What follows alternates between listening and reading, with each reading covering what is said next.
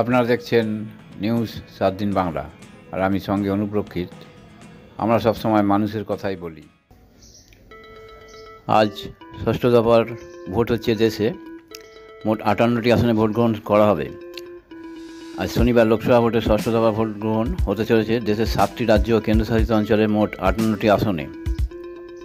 এর মধ্যে রাজধানী দিল্লি ও হরিয়ানার সবকটি আসন এবং পশ্চিমবঙ্গের 8টি আসন রয়েছে। এই দফায় মোট ভোটারের সংখ্যা 11 কোটির বেশি। লড়াইয়ে রয়েছেন সব মিলিয়ে 889 জন প্রার্থী। তৃতীয় দফায় হওয়ার কথা থাকলেও প্রতিকূল আবহাওয়ার কারণে স্থগিত রাখতে হয়েছিল অনন্তনাগ রাজৌরি আসনে ভোট গ্রহণ। এই দফায় ভোট হবে জম্মু ও কাশ্মীর এই আসনে। এই দফায় যে লোকসভা আসনগুলি ভোট রয়েছে সেখানে ঘূর্ণিঝড়ের কোনো বিরূপ প্রভাব পড়বে না বলেই পূর্বাভাস দিয়েছে মৌসুম ভবন।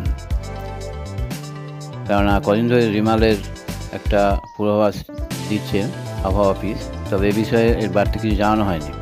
ষষ্ঠ দফায় মোট ভোটারের সংখ্যা 11,13,00,000 বেশি। তার মধ্যে 5,84,00,000 পুরুষ, 5,29,00,000 মহিলা ও 5,120 জন তৃতীয় লিঙ্গের ভোটার রয়েছেন। অতীতের 5 দফার প্রবণতার কথা মাথায় রেখে কমিশন এবার শহুরে ভোটারদের ভোটদানে অনীহা কাটাতে বিশেষভাবে উদ্যোগী হয়েছে। দিল্লি, গুরুগ্রাম, ফরিদাবাদের মতো শহরাঞ্চলের ভোটারদের কাছে রেকর্ডারে ভোটদানে আর্জি জানাচ্ছে নির্বাচন কমিশন। ষষ্ঠ দফায় নজর করা প্রার্থীদের মধ্যে রয়েছে মেহবুবা মুফতি অনন্তনাগ রাজৌরি আসন থেকে, বাঁশুরি স্বরাজ নয়াদিল্লি থেকে, মানেকা গান্ধী সুলতানপুর থেকে, কানাইয়া কুমার উত্তর পূর্ব দিল্লি থেকে।